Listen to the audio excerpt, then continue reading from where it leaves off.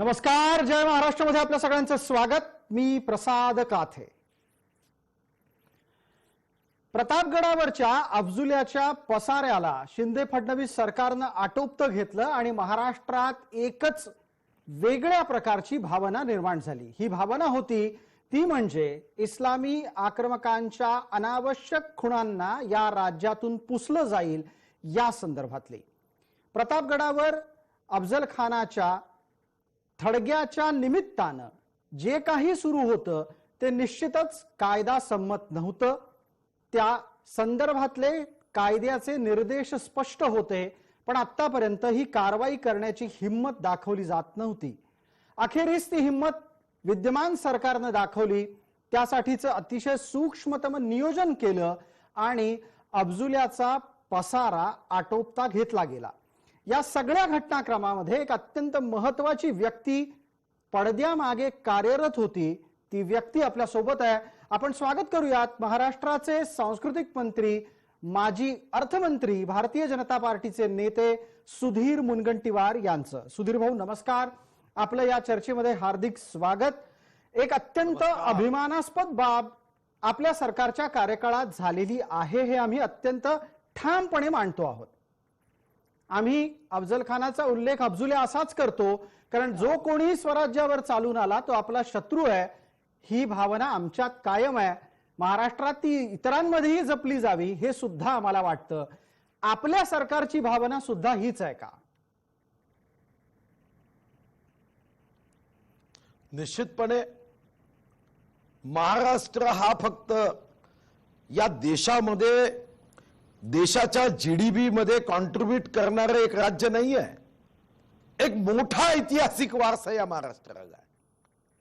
छत्रपती शिवाजी महाराजांच्या वीरतेचा, छत्रपती शिवाजी महाराजांच्या पराक्रमाचा जो अफजल खान आदिलशहाच्या दरबारामध्ये विडा उचलतो की मी सुराज्य व स्वराज्याच्या निर्मितीचा संकल्प करणाऱ्या छत्रपती शिवाजी महाराजांना समाप्त करून येईल, प्रचंड सैन्य दल छत्रपती शिवाजी महाराजांनी गनिमी काव्यानी या अफजल खान ज्याच्या मैदानामध्ये बैमानी होती, ज्याच्या रक्ताच्या थेंबा थेंबामध्ये विश्वासघात भरलेला होता, छत्रपती शिवाजी महाराजांवर जेव्हा पाठीवर खंजीर खुपसण्याचा त्यांनी प्रयत्न केला, शिवाजीला समाप्त करण्याचा प्रयत्न केला, महाराजांनी तेव्हा वाघ नखानी त्याच्या पोटाचा कोथळा काढून त्याला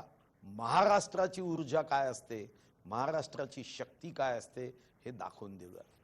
पण शेवटी महाराष्ट्र आणि विशेष करून मा जिजाऊनी मोठ्या मनाने त्या शत्रूचं जे डोकं आहे ते पुरण्यासाठी जागा दिली। बिलकुल सन्मान व्हावा शत्रूचाही, मृत्यूनंतर सन्मान व्हावा।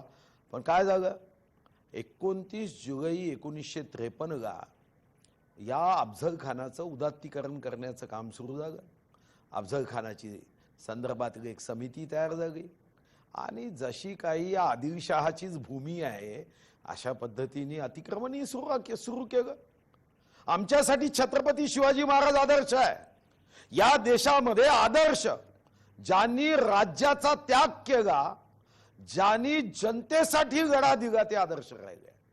सम्राट अशोका कलिंगाच्या युद्धानंतर त्यांनी जे सेवाभावी काम केलं, जे कार्य केलं, ते आमच्यासाठी आदर्श आहे। या देशामध्ये चंगेज खान आदर्श नाही, तैमूरलंग आदर्श नाही, नादिरशाह आदर्श नाही आहे, औरंगजेब आदर्श नाही, अफजल खान आदर्श नाही।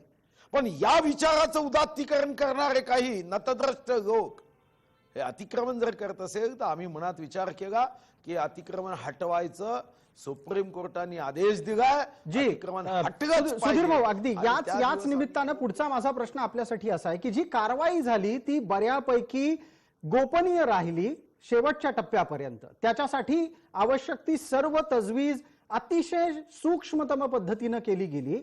हे सगळं तुम्ही करत असताना त्याच्या मागे गोपनीयता पाळण्याची गरज काय होती? नाही, गोपनीयता यासाठी जेव्हा तुम्ही कायद्याच्या किंवा कायदा सुव्यवस्थेचाही विचार करत निर्णय करण्यात आला पाहिजे. शेवटी एकीकडे कर्तव्यही महत्वाचं आहे आणि दुसरीकडे निरपराध लोकांना हे कर्तव्य पूर्ण करताना कोणताही त्रास होता कामा नये.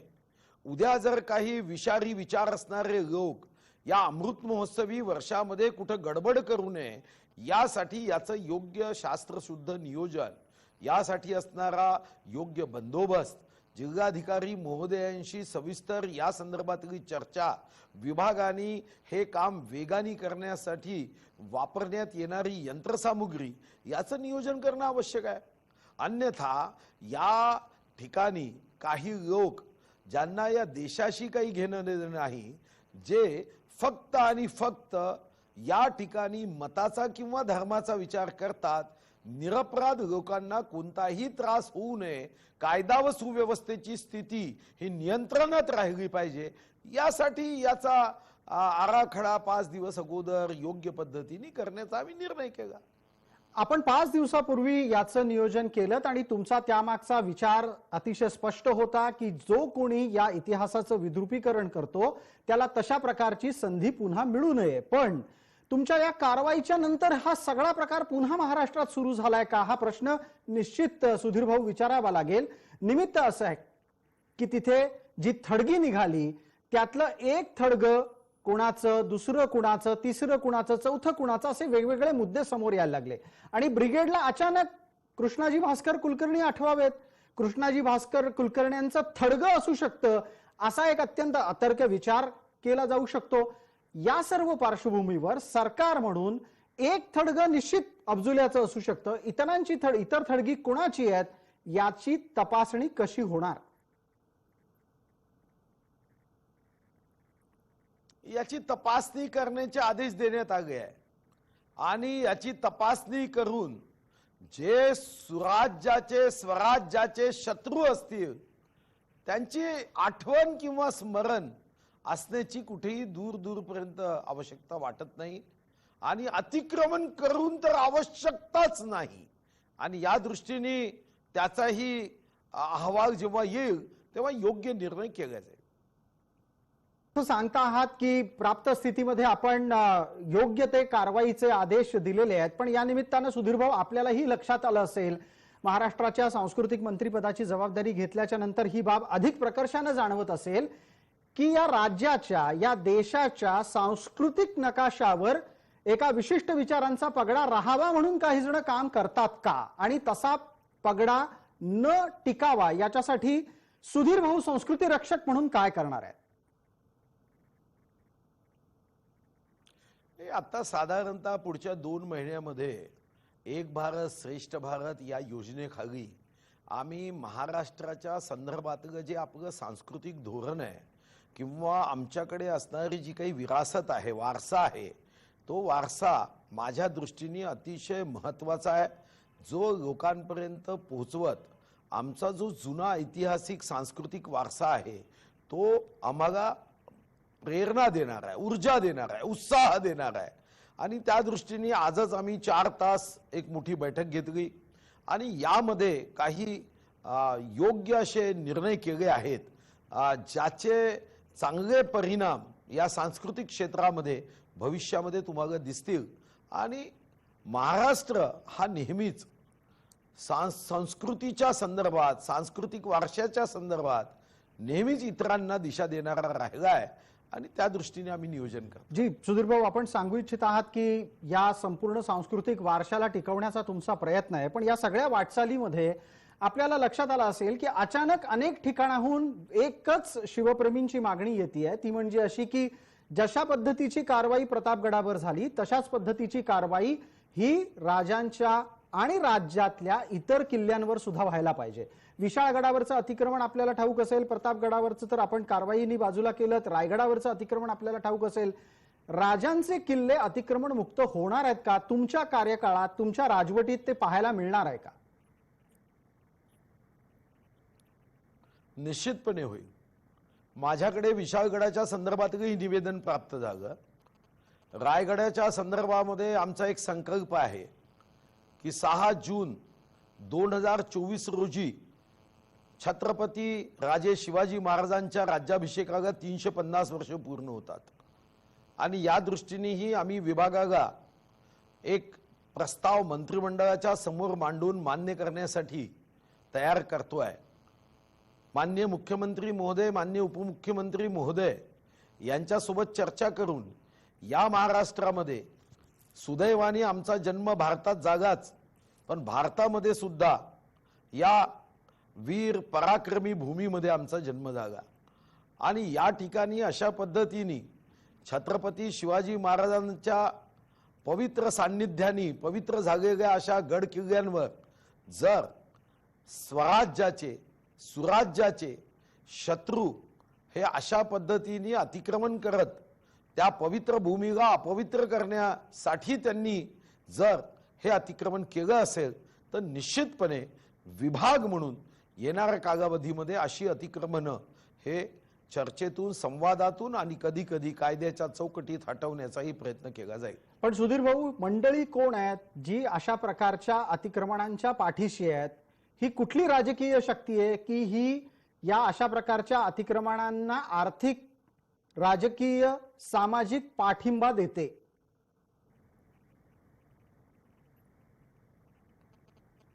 मला प्रश्न ऐकू नये आला जी सुधीर भाऊ, मी एकदा प्रश्न परत आपल्यासाठी विचारतो। तो असा आहे की या संपूर्ण राजकीय सांस्कृतिक अतिक्रमणाचा पाठिंबा कुठून असतो? कोणत्या राजकीय शक्ती त्यांच्या पाठीशी उभ्या असतात? साधारणतः काही राजकीय पक्ष यांना सत्याशी काहीही देणं घेणं नसतं। त्यांचा संबंध हा फक्त मतासाठी असतो। त्यांच्या हृदयामध्ये, त्यांच्या डोक्यामध्ये, त्यांच्या आचरणामध्ये, त्यांच्या कृतीमध्ये, त्यांच्या विचारामध्ये, त्यांच्या वागणुकीमध्ये फक्त आणि फक्त खुर्चीपर्यंत पोहोचण्याचा मार्ग हा महत्त्वाचा असतो।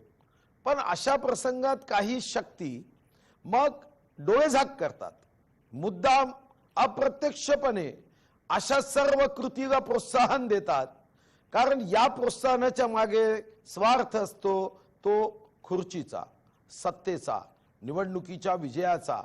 आणि मग अशा स्वार्थाच्या पाठीशी अशी काही शत्रू विचाराची लोक अशा पद्धतीने छत्रपती शिवाजी महाराजांच्या पवित्र भूमीला अपवित्र होईल अशी कृती करतात आणि त्या दृष्टीने आम्ही सजग आहोत आणि येणाऱ्या कालावधीमध्ये ही गोष्ट तुम्हाला आवर्जून लक्षात येईल।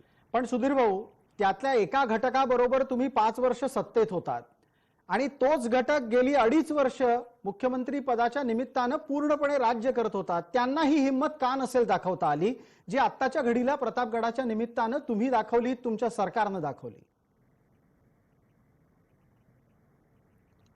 नाही, शेवटी तुम्हाला माहिती आहे की ते ज्या खुर्चीवर बसले त्या खुर्चीचे पाय हे दुसऱ्या वैचारिक भूमिकेचे होते।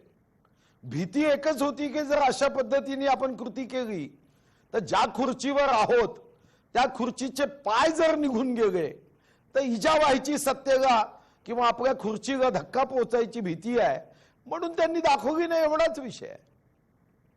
या संपूर्ण वाटचालीच्याच दरम्यान, या संपूर्ण घडामोडीच्या दरम्यान एक आणखीन तपशील समोर येतोय आणि तो जास्त चिंताजनक आहे। तो शनिवार वाड्याच्या संदर्भातला।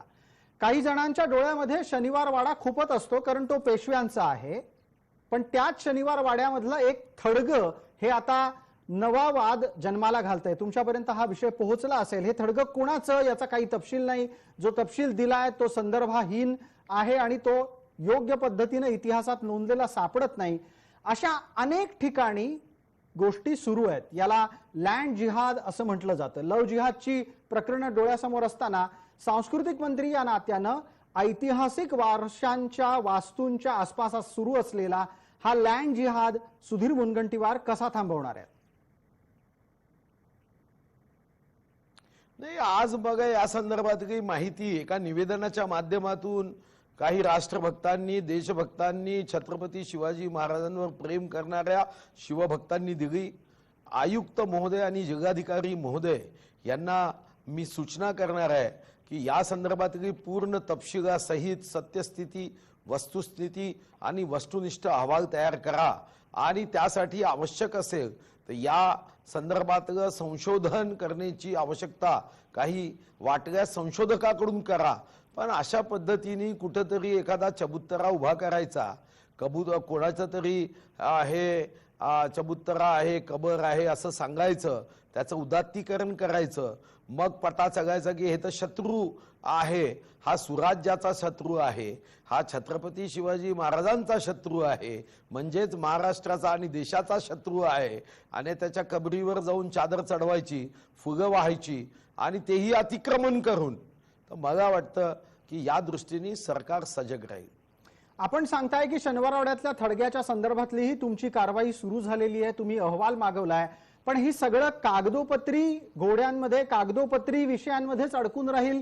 फाईल येते, फाईल सरकतीये का सुधीर भाऊ ज्या गोष्टींसाठी ओळखले जातात ते पाठपुरावा करण्याच्यासाठी, तसा पाठपुरावा शनिवारवाड्यातल्या अनवरस थडग्याबाबत होणार आहे का?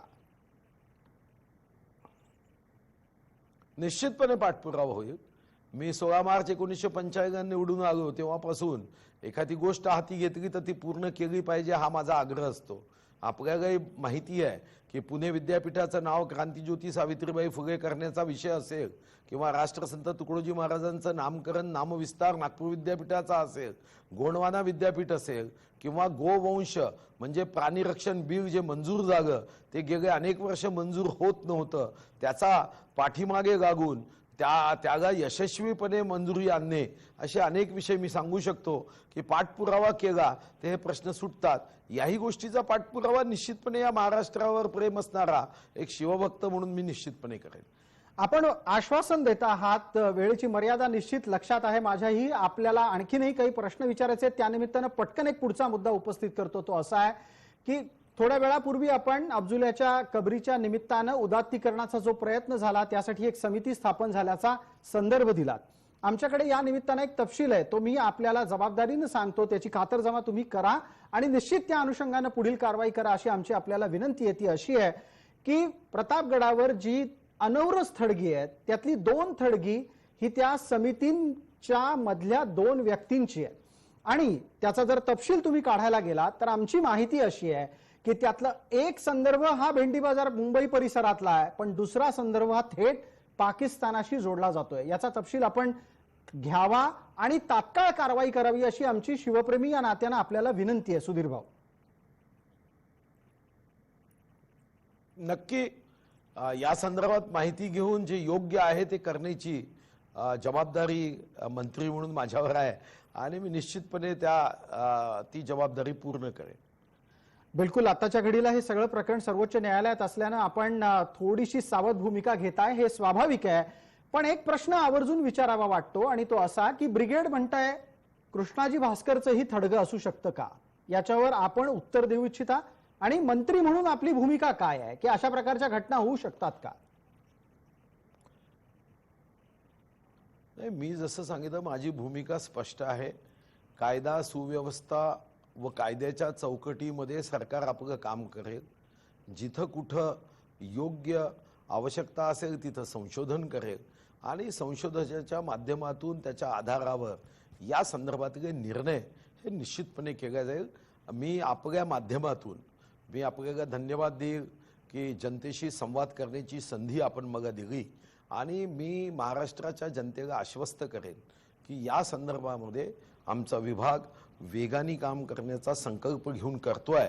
जे शिवभक्त आहे, शिवप्रेमी आहे, आपल्याला माहित आहे की विधानसभेत मी या संदर्भामध्ये छत्रपती राजे संभाजी महाराजांच्या संदर्भामध्ये विषय उपस्थित केला होता आणि माझा हा प्रयत्न आहे की खरा इतिहास, खरी आपली पराक्रमाची युद्धगाथा ही लोकांपर्यंत पोचावी या दृष्टीने या 2 वर्षाचे अनेक कार्यक्रम आम्ही तयार करतोय आणि त्या कार्यक्रमाच्या माध्यमातून माझा संकल्प आहे की 6 जून 2024 जेव्हा राज्याभिषेकाचे 350 वर्ष पूर्ण होईल तोपर्यंत या महाराष्ट्रामध्ये हा आमचा वीरतेचा, शूरतेचा, पराक्रमाचा छत्रपती शिवाजी महाराजांचा हा ऐतिहासिक सारा वारसा हा जनाजनाच्या मनामनापर्यंत पोहोचवत या ठिकाणी शत्रूंच्या ज्या म्हणून खुणा असतील, ज्या आमच्यातून डाग आहे त्या नष्ट करण्याच्या दृष्टीने आमचा विभाग काम करेल.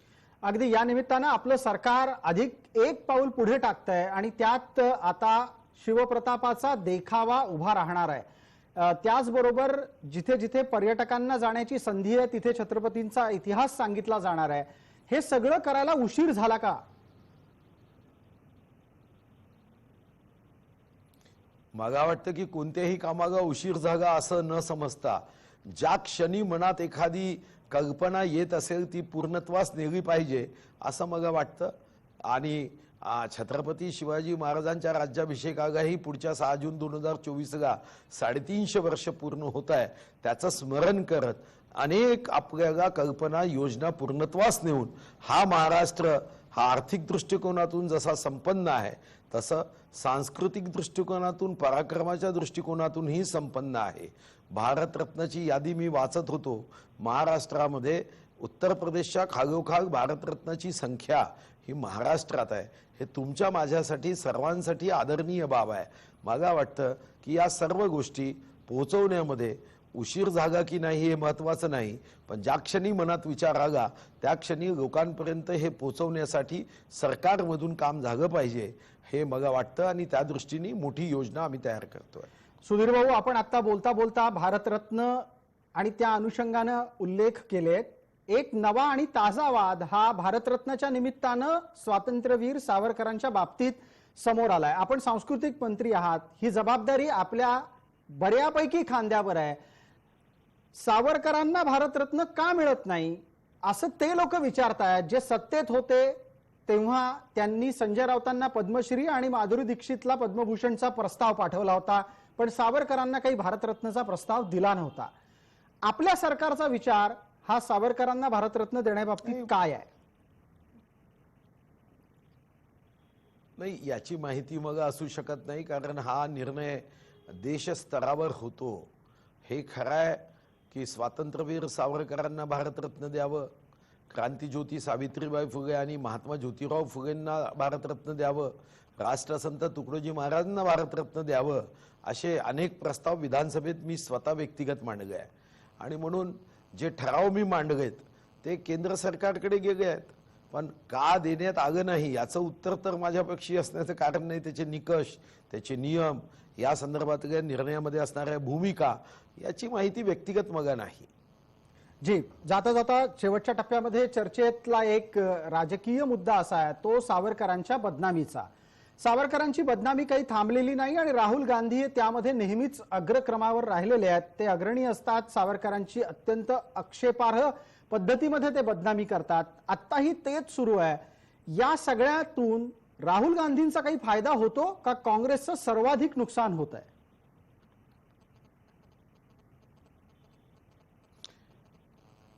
या अगोदरही महाराष्ट्राचा अपमान हा पंडित जवाहरलाल नेहरूंनी डिस्कव्हरी ऑफ इंडियामध्ये करत वाट चुकलेला देशभक्त म्हणजे छत्रपती शिवाजी महाराज असा उल्लेख केला।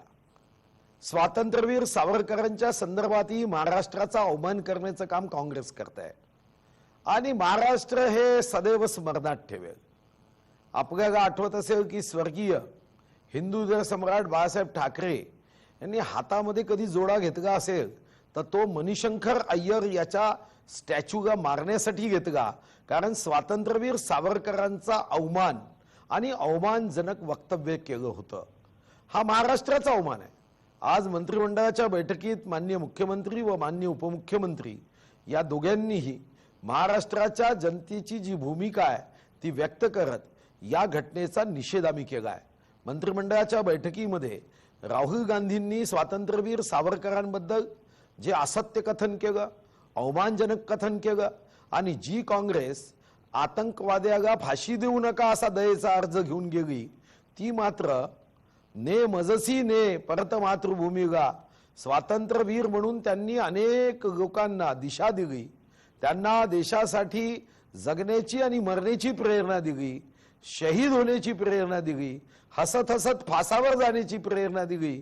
त्या स्वातंत्र्यवीरांचा अपमान म्हणजे महाराष्ट्राचा अपमान आहे आणि या स्वातंत्र्यवीराबद्दल अशोभनीय वक्तव्य करणं म्हणजे त्या सर्व शहीदांचा अवमान आहे आणि याची किंमत राहुल गांधींना चुकवावीच लागेल, कारण राहुल गांधीजींना या संदर्भामध्ये जे वक्तव्य महाराष्ट्राच्या भूमीत येऊन सावरकरांच्या बद्दल केलं, हे निश्चितपणे याचा व्याजासकट महाराष्ट्राची जनता हिशोब घेतल्याशिवाय राहणार नाही. धन्यवाद सुधीर भाऊ, आपण वेळ दिलात आणि त्यानिमित्तानं प्रतापगडाचा पराक्रम आमच्या समोर उलगडून दाखवलात. महाराष्ट्राची सांस्कृतिक वारशाची चर्चा केलीत. कसा तो टिकवण्याचा तुमचा प्रयत्न आहे तेही सांगितलं. धन्यवाद. या विशेष चर्चेमध्ये तूर्तास इतकंच. सर्व प्रेक्षकांना जय महाराष्ट्र.